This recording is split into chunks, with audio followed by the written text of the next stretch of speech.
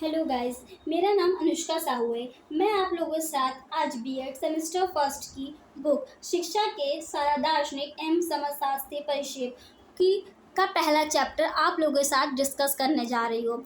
ये लखनऊ यूनिवर्सिटी की तरफ से है, सिलेबस है। अगर आपके कोर्स से या सिलेबस से ये मैच करता हो तो आप प्लीज़ इसका ट्राई करने का कोशिश ज़रूर करें, इसे देखने की कोशिश करें और आप लोगों को समझ में आए तो चैनल को लाइक और सब्सक्राइब ज़रूर करें। मैं आपको बता दूं, इस चैनल पे आज ये मेरी पहली क्लास है और ये चैनल भी मेरा पहला है और इस पर क्लास भी मेरी पहली है। तो अगर आप लोगों को ये अच्छी लगे तो आप लोग बताइएगा और मैं और फिर अच्छे से पढ़ाने की कोशिश इस चैनल पर ज़रूर से ज़रूर करूँगी अगर आप लोगों को समझ में आता है। तो चलिए आज हम स्टार्ट करते हैं लखनऊ यूनिवर्सिटी से रिलेटेड बीएड सेमेस्टर फर्स्ट के शिक्षा के दार्शनिक एवं समाजशास्त्रीय परिक्षेप के चैप्टर फर्स्ट का लेसन। ठीक है, चलिए हम लोग स्टार्ट करते हैं। ठीक है, शिक्षा। अब देखिए, शिक्षा का पहला चैप्टर था, तो चलिए हम लोग स्टार्ट करते हैं। सबसे पहला चैप्टर है शिक्षा एवं उसके अभिकरण। ठीक है, ये अध्याय 1 से रिलेटेड है। इसका पहला है शिक्षा एवं उसके अभिकरण। ठीक है, ओके। चलिए, शिक्षा का अर्थ एवं परिभाषा है। शिक्षा एक संस्कृत शब्द के शिक्ष धातु से बना है जिसका अर्थ सीखना या सिखाना है। शिक्षा को अंग्रेजी में एजुकेशन कहते हैं। एजुकेशन शब्द की उत्पत्ति लैटिन भाषा से के एजुकेटम शब्द से हुई है जिसका अर्थ है शिक्षित करना। इस लाइन का कहने का मतलब है कि शिक्षा का अर्थ शिक्ष धातु से हुआ है जिसका अर्थ है सीखना या सिखाना। ये सब तो आप लोग भी जानते हो कि शिक्षा का एक मूल अर्थ होता है जिसका अर्थ होता है सीखना या सिखाना, जिसका अर्थ होता है शिक्षा को सिखाना या सीखना। हम लोग जब भी आप देखते होंगे किसी हम छोटे बच्चे को पढ़ाते हैं तो हम लोग क्या करते हैं, उसको कुछ ना कुछ सिखाते हैं। तो हमारा उद्देश्य क्या रहता है कि सीखते रहना और सिखाते भी रहना। जब भी हम लोग जैसे कि आप लोगों को मालूम है कि हम लोग जैसे बीएड में पढ़ रहे हैं तो बीएड के फर्स्ट सेमेस्टर में बहुत टीचर होते हैं जो हम लोगों को चीज़ें समझाते होंगे और बताते भी होंगे और सिखाते भी होंगे। कितने प्रैक्टिकल्स होते हैं, तो हम लोग शिक्षा के माध्यम से कुछ ना कुछ तो सीख ही रहे हैं। इसका मतलब हुआ कि शिक्षा के माध्यम से क्या, शिक्षा का अर्थ क्या, सीखना होता है। अब देखिए, एजुकेटम भी दो शब्दों से मिलकर बना हुआ है, ई और या ड्यूको। ई का अर्थ है भीतर से और ड्यूको का अर्थ है बाहर निकालना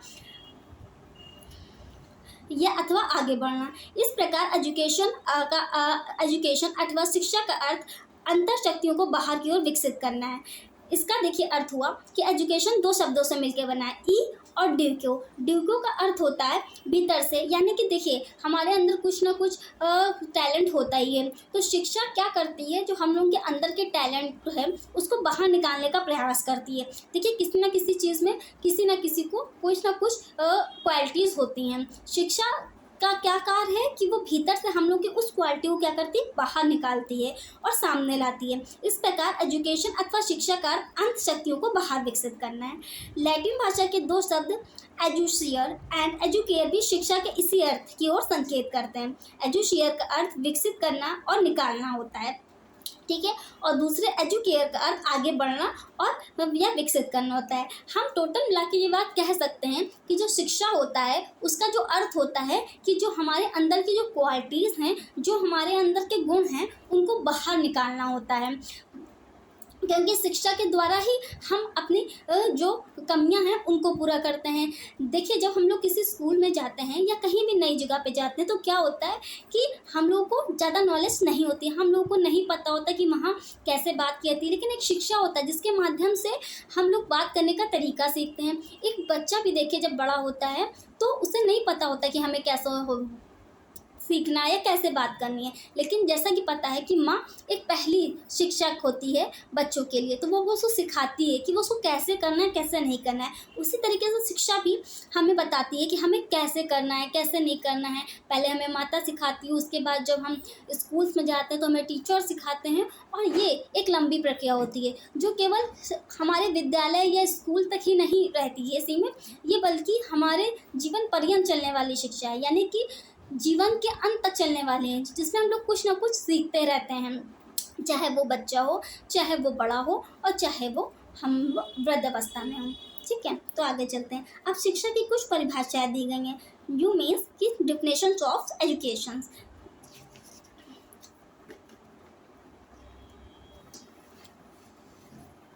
यहाँ पे हम लोग कुछ शिक्षा की परिभाषा को समझते हैं। ठीक है, विवेकानंद के अनुसार मानव की संपूर्णता का प्रकटीकरण ही शिक्षा है। According to Vivekananda, education is the manifestations of perfections already present in man.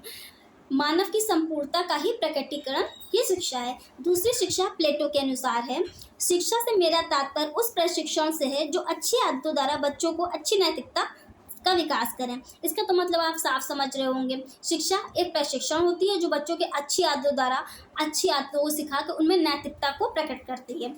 Education develops in the body and in the soul of people all the beauty and all the perfection of which he is capable.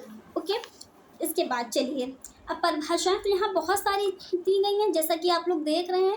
आप लोग अपने according exam में परिभाषाएं लिख लीजिएगा, क्योंकि देखिए सब तो नहीं लिख सकता है सारी परिभाषाएं। आप कुछ परिभाषाएं उसमें अपने अनुसार जो आपको सही लगे तो लिख सकते हैं। और ये लखनऊ यूनिवर्सिटी का से रिलेटेड सिलेबस है। अगर आपका यूनिवर्सिटी से सिलेबस मैच करता हो तो प्लीज़ आप इसको पढ़ें। चलिए हम लोग अब आगे बढ़ते हैं। चलिए अब शिक्षा का संकुचित अर्थ, नैरो मीनिंग ऑफ एजुकेशन। संकुचित अर्थ के अनुसार शिक्षा का विक्रय बालक को विद्यालय में प्रदान की जाने वाली शिक्षा से है। मतलब इसका कहने का अर्थ है कि जब बच्चा स्कूल जाता है और वहाँ पे जो शिक्षा प्राप्त करता है, तो ये संकुचित अर्थ यानी कि नैरो मीनिंग जो है वहाँ से जो स्कूल में शिक्षा प्राप्त करता है। अभी बोल रहे हैं यहाँ पे कि अन्य से नहीं है, या फिर अन्य शब्दों में कह सकते हैं जब बालक को पूर्व निश्चित योजना के द्वारा वयस्क वर्ग निश्चित पद्धतियों से निश्चित प्रकार का ज्ञान प्रदान करता है तो उसे शिक्षा कहते हैं। ये देखिए, इसमें कहने का मतलब है जब बालक स्कूल जाता है तो वो जो शिक्षा प्राप्त होती है वो बता रहा है। क्योंकि इसमें क्या होता है, एक निश्चित साधन होता है। ये तो आपको पता है कि स्कूल में बोर्ड्स होते हैं, उसके बाद टीचर्स होते हैं, तो एक निश्चित साधन होते हैं, निश्चित पद्धतियाँ होती हैं, निश्चित ज्ञान प्रदान किया जाता है। कि जैसे कि अब आपको पता है अगर बच्चा नर्सरी में गया तो उससे उतना से उतना ही देना, उससे ज़्यादा हम उसको नहीं दे सकते हैं। तो ये बात तो आपको पता है। फिर उससे ऊपर जाएगा तो उसे उसका सिलेबस एक निश्चित होता है कि उसके अनुसार ही शिक्षा देनी है। तो हम लोगों को शिक्षा का वही कह रहे हैं कि इसका जो संकुचित अर्थ है शिक्षा का, उसका अर्थ है कि स्कूली शिक्षा से। हाँ, यहाँ पर शिक्षा विशेष विद्यालय, विशेष शिक्षण, विशेष काल, विशेष पद्धति, विशेष पाठ्यक्रम निश्चित होता है। ये सब आप जानते हैं। जब हम स्कूल में जाते हैं तो हमारा जो भी हम लोगों का सेमेस्टर चल रहा होता है या जो भी ईयर चल रहा होता है उसमें निश्चित विशेष विद्यालय में जाते हैं। फिर विशेष शिक्षण भी होता है, एक विशेष काल होता है यानी कि एक टाइम पीरियड होता है एक ईयर का, ठीक है, 2 वर्ग का। अब जैसे पता है आप लोगों को बीएड है तो ये 2 इयर्स का, तो एक विशेष कार्यकाल हुआ ना। विशेष पद्धति होती है यानी कि देखिए अब पीरियड है तो हम लोगों का 4 सेमेस्टर में बांटा हुआ है, सेमेस्टर 1, सेमेस्टर 2, सेमेस्टर 3, सेमेस्टर 4, ऐसे करते करते हम लोगों का सेमेस्टर 4 तक का निश्चित है। तो ठीक है, अब विशेष पाठ्यक्रम, और देखिए ये 2 सालों का एक विशेष पाठ्यक्रम, ऐसे तो नहीं कि ना कि हम लोगों को सब कुछ पढ़ लेना, नहीं ना, एक विशेष पाठ्यक्रम है और उसी के अनुसार हम लोगों को पढ़ना है।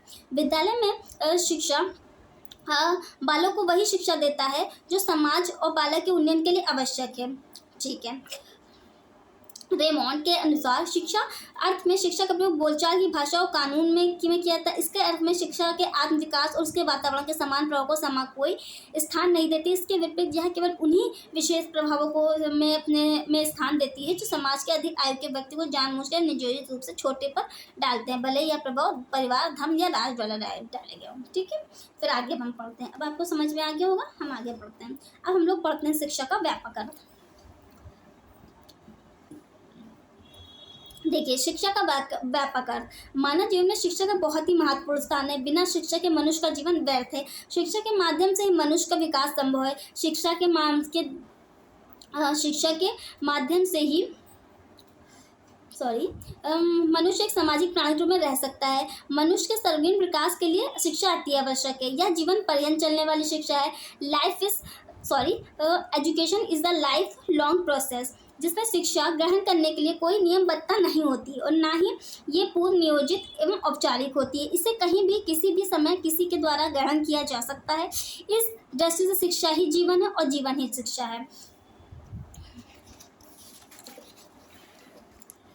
Life is education, education is life. कहने का अर्थ ये है कि शिक्षा हमारी कुछ 2 या 4 दिन की देखिए नहीं होती है। शिक्षा एक जीवन पर्यंत चलने वाली है। देखिए हम जीवन के हर पड़ाव पे कुछ ना कुछ सीखते रहते हैं, चाहे वो हम लोग स्कूल से सीखा हो, चाहे वो हम लोग ने अपने कॉलेज से सीखा हो, चाहे वो अपने हम लोग ने विद्यालय सीखा हो, और चाहे ज़िंदगी किसी भी मोड़ पर आए हों, पड़ाव पर आए, हम लोग को कुछ ना कुछ सीखने पर मिलता है। और यह जो प्रोसेस होता है यह प्रोसेस कोई 1-2 दिन का नहीं होता है, जीवन पर्यंत। आप देखिए जीवन पर्यंत, जीवन के अंतिम दिनों तक भी हमको कुछ ना कुछ सीखने को मिलेगा ही मिलेगा, क्योंकि यहाँ कोई एक छोटा प्रोसेस नहीं है। कोई भी मनुष्य इतना ज्ञानी नहीं होता है कि वह पूर्ण तरीके से ज्ञान प्राप्त कर ले। जीवन पर्यंत वह शिक्षा को प्राप्त करता रहता है और कुछ ना कुछ सीखता रहता है। यह शिक्षा आपके परिवार से भी हो सकती है, धर्म से भी हो सकती है, या फिर किसी सिचुएशन से रिलेटेड हो सकती है, क्योंकि सिचुएशन भी हमें बहुत कुछ सिखाती हैं। केवल ऐसा नहीं कि किताबी ज्ञान मिल जाए तो हम लोग सब कुछ सीख जाएंगे, बिल्कुल भी नहीं। हमें जीवन में बहुत कुछ चीज़ें हम लोगों की परिस्थितियाँ सिखा देती हैं, सिचुएशंस होती हैं। ये तो अब बीएड ही कर रहे हैं, तो बीएड में कितना कुछ ना कुछ तो होता है प्रॉब्लम, फिर उसको सॉल्व करना रहता है और कुछ ना कुछ सीखने को मिलता है। ये तो 2 साल हम लोग के बीतेंगे, उसमें हम लोग को कुछ ना कुछ सीखने को ज़रूर से ज़रूर मिलेगा लाइफ से। ऐसा नहीं कि केवल वो हम लोगों का पुस्तकीय ज्ञान होगा, यानी कि बुक से रिलेटेड नॉलेज होगी। ये हम लोगों को लाइफ से रिलेटेड कुछ होगा, जो पर्सनल भी होगा, जो हम लोगों को कुछ सीखने को ज़रूर मिलेगा।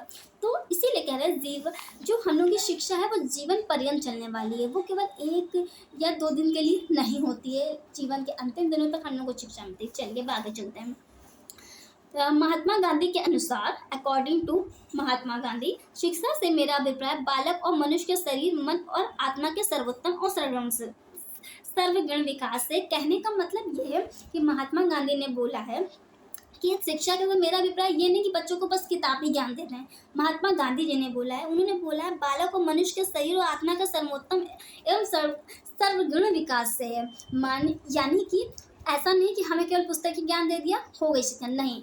उसका सामाजिक विकास भी होना चाहिए उस शिक्षा में, उसकी आत्मा से विकास होना चाहिए और उसका मानसिक विकास होना चाहिए, ताकि वो ये नहीं कि किताबी ज्ञान प्राप्त कर ले, बल्कि वो मानसिक रूप से भी, शारीरिक रूप से भी ज्ञानी बन सके। और जीवन की जो परिस्थितियाँ, यानी कि उनका कहना था कि जीवन से रिलेटेड होकर शिक्षा दो, ऐसा नहीं कि केवल किताबी ज्ञान दे दिया जाए। हमें शिक्षा ऐसी देनी है जिससे बालक का सर्वगुण, यानी कि सर्वगुण का मतलब होता है यानी कि पूर्णता विकास उसका हो सके। ये नहीं कि किसी एक चीज़ को लेकर हम किसी का विकास करें, ठीक है।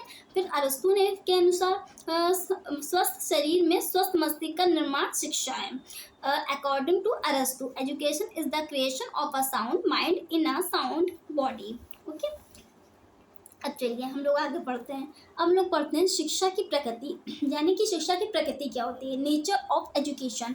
अब हम लोग नेचर ऑफ एजुकेशन के बारे में पढ़ते हैं, यानी कि शिक्षा की प्रकृति के बारे में पढ़ते हैं। चलिए, शिक्षा एक उद्देश्य और सचेतन प्रक्रिया है। चलिए पढ़ते हैं। Education is the purposive and conscious process. शिक्षा एक निरुद्देश्य और अचेतन प्रक्रिया न होकर एक निरुद्देश्य व सचेतन प्रक्रिया है, क्योंकि शिक्षा का कुछ न कुछ उद्देश्य होता है और उसकी प्राप्ति के लिए सोच विचार कर व जानबूझ के प्रयास किया जाता है। दूसरे शब्दों में शिक्षा का उद्देश्य पाठ्यक्रम शिक्षण दिया सोच समझ कर प्रदान की जाती है, जिसमें व्यक्ति और समाज दोनों को हित में ध्यान में रखा जाए। इस प्रकार दी जाने वाली शिक्षा संयोजन सचेतन होती है। देखिए, नेचर ऑफ एजुकेशन में सबसे पहला जो नेचर है शिक्षा का, वो ये है कि शिक्षा एक सउद्देश्य और सचेतन प्रक्रिया, यानी कि देखिए शिक्षा ऐसी तो है नहीं जिसमें हम एक्टिव ना रह सकें। शिक्षा तो एक ऐसी प्रक्रिया है जिसमें हम एक्टिव होके काम करते हैं।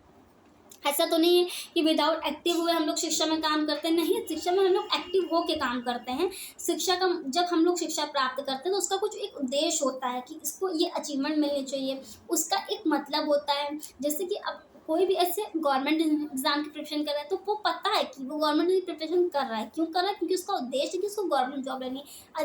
यदि कोई प्राइवेट सेक्टर में प्रयास कर रहा है, जैसे कोई इंजीनियरिंग कर रहा हो, तो उसको पता है कि मैं इंजीनियरिंग कर रहा हूँ कि मेरा उद्देश्य है कि मुझे इंजीनियर बनना है।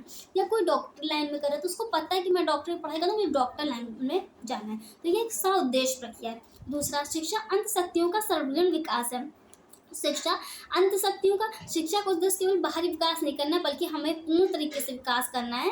सर्वगुण education is all round development of inner power. शिक्षा बालक में अन्य नहीं शक्तियों का विकास है, वह मात्र नहीं है बल्कि यह सर्वगुण का पूर्ण विकास है। कहने का मतलब ये है कि शिक्षा का जो अर्थ है उसको पूर्ण विकास करना है। ये नहीं कि आपने बस पुस्तकीय ज्ञान दे दिया, बल्कि उसका मानसिक, शारीरिक, आध्यात्मिक पूर्ण विकास करना ही शिक्षा का उद्देश्य है। अब थर्ड नेचर ऑफ एजुकेशन, शिक्षा विकास की प्रक्रिया है। Education is the process of development. प्रत्येक बालक या व्यक्ति को जन्मजात शक्तियां, संभावनाएं, शिक्षा विकास की प्रक्रिया है। Education is the process of development. प्रत्येक बालक और व्यक्ति कुछ जन्मजात शक्तियों और संभावनाओं को लेकर जन्मता है। सामाजिक वातावरण बालक उन्हीं शक्तियों का विकास होता है। समाज में रहते हुए अनेक नए नए अनुभव प्राप्त होते हैं और उन अनुभवों को अपने व्यवहार में परिवर्तन करके अपना विकास करता है।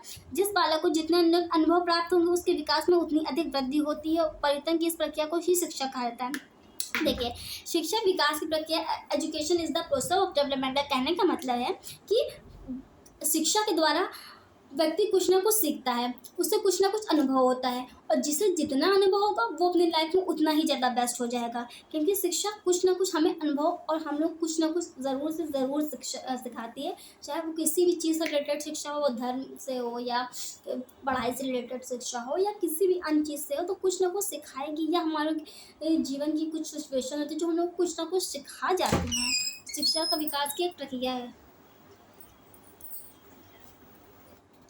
अब चलिए नेचर ऑफ एजुकेशन, शिक्षा की फोर्थ क्वालिटी पर आते हैं। नेचर पर, शिक्षा का अर्थ केवल विद्यालय में प्रदान की जाने वाली शिक्षा वाले ज्ञान से नहीं। जैसे मैं तो पहले बता चुकी हूँ कि शिक्षा का अर्थ केवल ये नहीं कि हम लोग किताबी ज्ञान पकड़ा दें या हम लोग पुस्तकीय ज्ञान पकड़ा दें। शिक्षा का तो अर्थ ये है कि हम लोग जीवन से रिलेटेड भी उसे अनुभव देते जाएं। Meaning of education is not limited to school knowledge. केवल शिक्षा स्कूल से लिमिटेड नहीं होनी चाहिए बल्कि उसके आगे भी जानी चाहिए। और ऑफकोर्स शिक्षा बहुत आगे जाती है, वो चाहे किसी भी क्षेत्र में हो क्यों ना।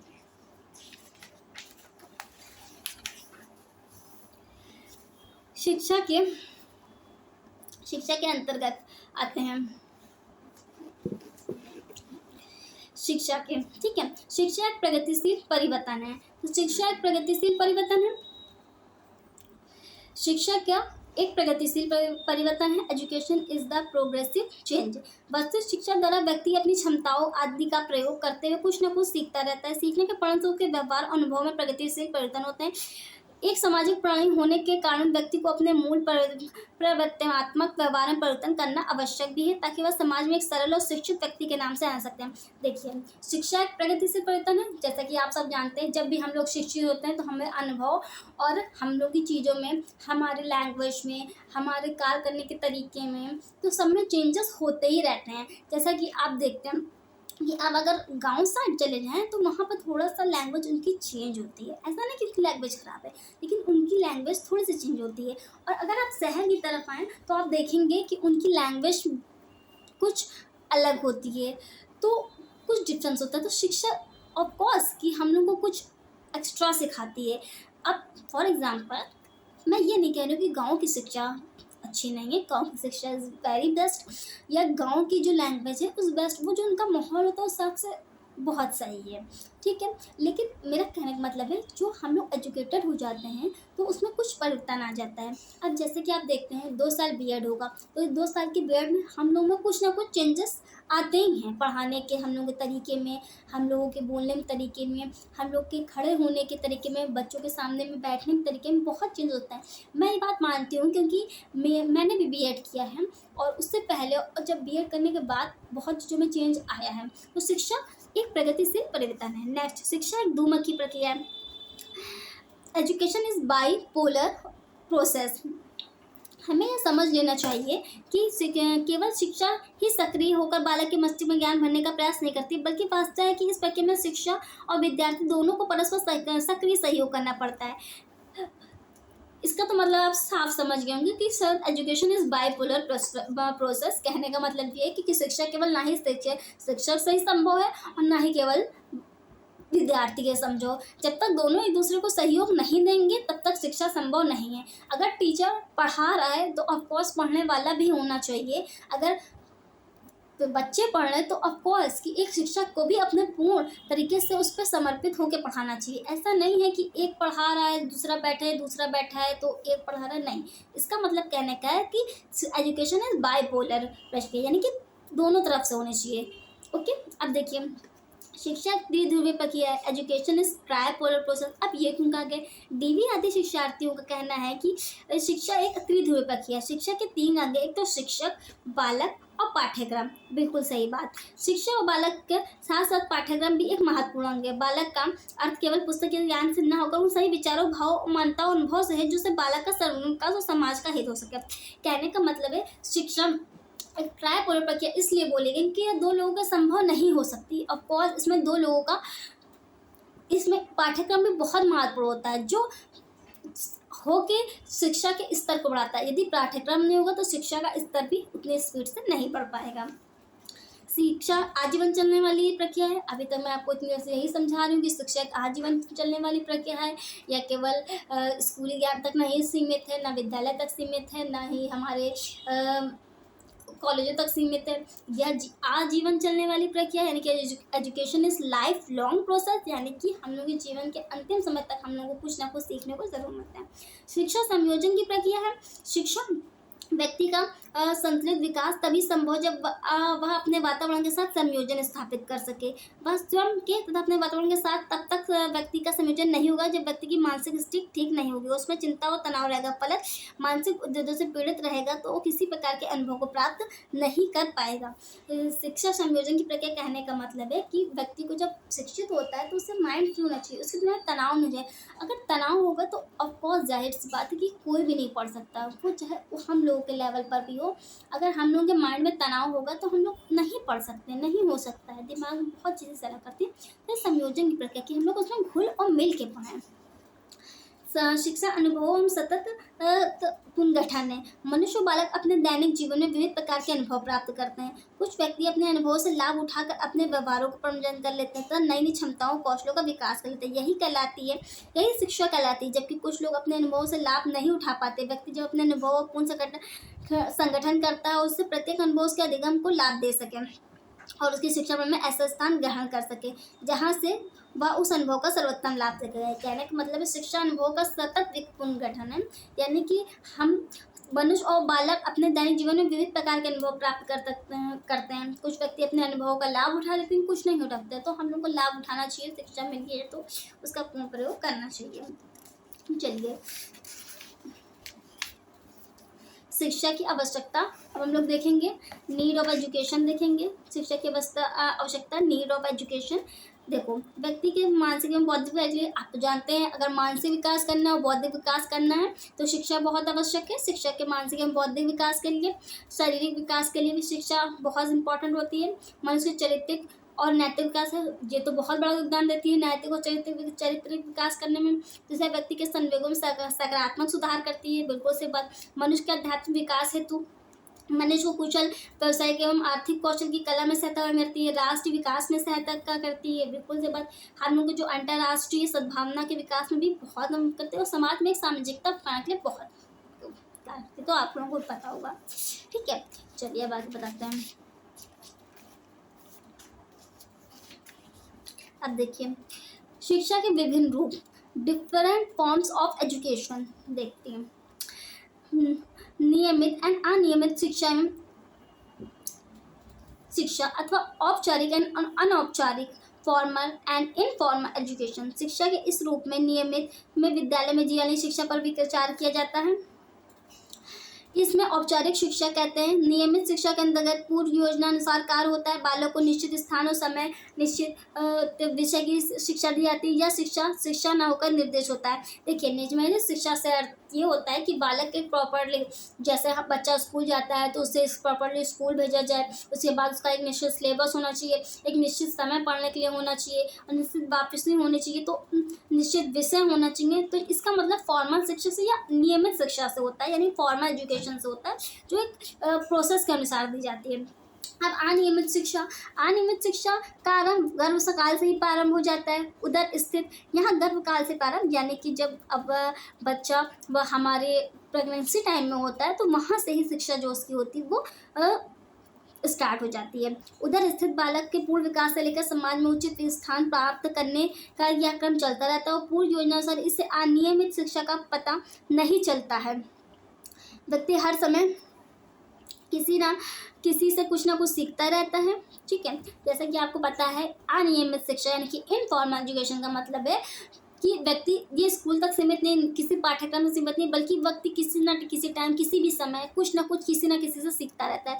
जैसे कि बच्चा अपने दादाजी से बहुत कुछ सीखता है, अपनी दादी से बहुत कुछ सीखता है, अपने पेरेंट्स से सीखता है। तो उसकी कोई पाठ्यक्रम नहीं होता, कोई निश्चित समय नहीं होता है, कोई टाइमिंग नहीं होती है। तो ये अनियमित शिक्षा इनफॉर्मल एजुकेशन का कहते हैं, जो हमें किसी भी टाइम किसी से भी अर्जन हो सकती है, यानी कि हम लोग प्राप्त हो सकती है। प्रत्यक्ष एवं अप्रत्यक्ष शिक्षा। प्रत्यक्ष शिक्षा के तात्पर्य उन लोगों से निर्देश है जो बालक की कक्षा में अध्यापक द्वारा दिए जाते हैं। अध्यापक अपने ज्ञान को छात्रों को देता है और उसके वैवाहिक पहलुओं पर भी अपने विचार प्रकट करता है।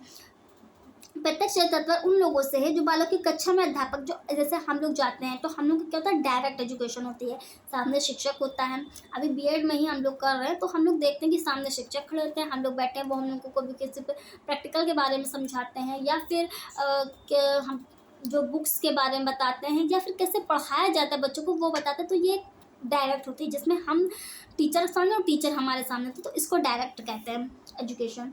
And depth. अप्रत्यक्ष शिक्षा में अध्यापक का योगदान प्रत्यक्ष नहीं होता, वह केवल वातावरण का निर्माण करता है और साथ उस वातावरण की प्रतिक्रिया करता है। छात्र अपने समूह, परिवार, समुदाय, खेल के द्वारा अनेक प्रकार के गुण सीखते हैं।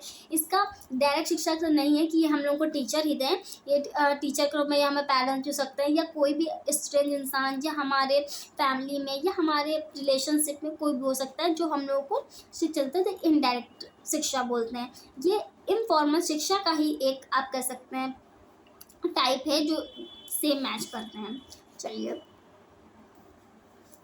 अब देखते हैं व्यक्तित्व एवं सामूहिक शिक्षा, इंडिविजुअल एंड कलेक्टिव एजुकेशन। व्यक्तिगत शिक्षा से तात्पर्य एक बालक की शिक्षा से है।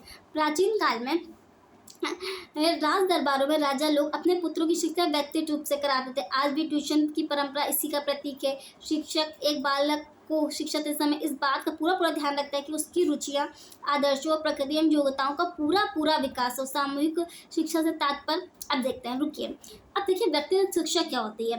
अब आप तो सामने लिखा हुआ है, अब ट्यूशन में होता है तो हम लोग क्या करते हैं, पेरेंट्स घर पे बुला के टीचर को बुलाते हैं और अपने बच्चों को अपने सामने शिक्षा दिलवाते हैं, उनके बाहर जाने की जरूरत नहीं होती। तो ये व्यक्तिगत रूप से शिक्षा दी जाती है। पहले के टाइम में भी ऐसा होता था क्योंकि राजा महाराजा अपने पुत्रों को वहाँ भेजते नहीं थे, वो बोलते थे कि नहीं मुझे तो आप सामने चाहिए। वो गुरुओं को भी अपने महल में रख लेते थे और उनके द्वारा फिर अपने बच्चों को शिक्षित करते थे, जिससे जो है राजकुमार थे उनको बाहर जाने की ज़रूरत नहीं पड़ती थी।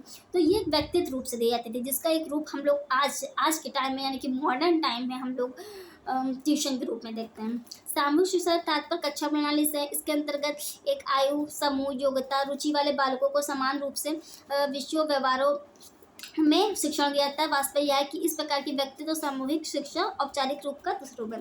सामूहिक रूप से शिक्षा का है जैसे कि हम लोग स्कूल जाते हैं, जहाँ हम लोगों के एज के हम लोगों के टाइम के स्टूडेंट्स जो हैं मिलते हैं, हम लोगों के टाइम के स्टूडेंट्स मिलते हैं। और जब वो हम लोगों के टाइम पे हम लोगों के एज के स्टूडेंट मिलते हैं तो हम लोग कुछ मस्ती भी करते हैं और कुछ पढ़ाई भी करते हैं, सिंपल सी बात है। और एक कलेक्टिव होके यानी कि कलेक्ट होके हम लोग शिक्षा प्राप्त करते हैं, समूह में रह के शिक्षा प्राप्त करते हैं, वो हम लोग को इंडिविजुअल प्राप्त नहीं होती है। ठीक है, फिर समान शिक्षा और विशिष्ट शिक्षा यानी कि जनरल एंड स्पेसिफिक एजुकेशन। समान शिक्षा को उदार शिक्षा भी कहा जाता है। इस शिक्षा का उद्देश्य बालकों को समान रूप से वृत्ति, अभिवृत्ति और रुचियों का विकास करना है। इस प्रकार की शिक्षा में बालकों की मनोवृत्तियों को विकसित किया जाता है। इस शिक्षा का कोई विशेष उद्देश्य नहीं होता, यह तो केवल बालक को मनुष्य के शरीर, मस्तिष्क और आत्मा में विद्यमान गुणों का सर्व विकास करना है। समान शिक्षा जो नॉर्मली हम लोग को अपने पेरेंट्स से मिल जाती है या हम लोग को अपने बड़ों से मिल जाती है, तो इसका कोई विशेष उद्देश्य नहीं होता है। इसका बस इतना उद्देश्य होता है कि हाँ हमें अपना जो है विशेष, हम अपनी क्वालिटीज़ के बारे में, अपनी चीज़ों के बारे में पता चलता है, तो ये इसका विशेष होता है। फिर उसके बाद विशिष्ट शिक्षा का प्रश्न है, जिसमें बालक को किसी स्थिति में विशिष्ट प्रकार का प्रशिक्षण देने की ज़रूरत होती है। अब बालक को डॉक्टर, इंजीनियर, अध्यापक एंड अन्य प्रकार के व्यवसायों को विशेष किसी के अंतर्गत करते हैं। अब जैसा कि आप सब लोग तो जानते हैं कि विशिष्ट शिक्षा किसी न किसी विषय से रिलेटेड होती है। अगर हम लोग डॉक्टरी की पढ़ाई कर रहे हैं तो यानी कि हम लोग डॉक्टरी से रिलेटेड हैं। अगर हम लोग अब टीचर में ही देख लो तो टीचर की हम लोग को एक विशेष पढ़ाई करनी पड़ रही है तो विशेष शिक्षा ले रहे हैं ना, ऐसे तो नहीं कि हम लोग नॉर्मली सब पढ़े नहीं।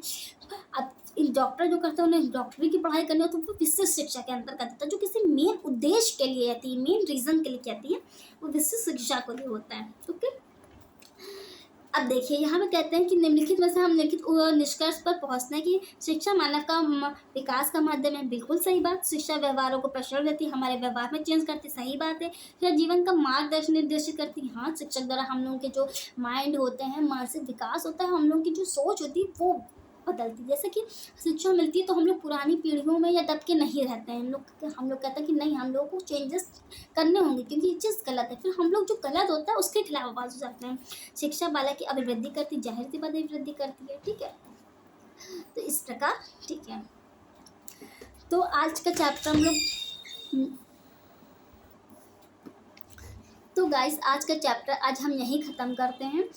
मैंने आप लोगों को पूरे प्रयास के साथ पढ़ाने की कोशिश की है और जो इम्पोर्टेंट चीज़ थी फर्स्ट चैप्टर में मैंने उन पर ज़्यादा फोकस किया है। अगर आप लोगों को चैप्टर पसंद आया हो, मेरा पढ़ाया हो पसंद आया हो तो प्लीज़ चैनल को लाइक और सब्सक्राइब करें। मैं इस तरीके से और भी चैप्टर्स डालती रहूँगी और सब्जेक्ट से रिलेटेड भी। ये BS फर्स्ट सेमेस्टर का चैप्टर था और शिक्षा के दार्शनिक एवं समाजशास्त्री परिक्षेप थे और ये मेरा यूट्यूब पे पहला लेक्चर भी था। अगर आप लोगों को अच्छा लगे तो आप लोग प्लीज़ कमेंट में बताइएगा, तो मैं इसमें और इम्प्रूव करने की कोशिश करूँगी और अपने उसमें चेंजेस करने की कोशिश करूँगी। तो प्लीज़ लाइक और सब्सक्राइब करने का ट्राई करिएगा। Thank you.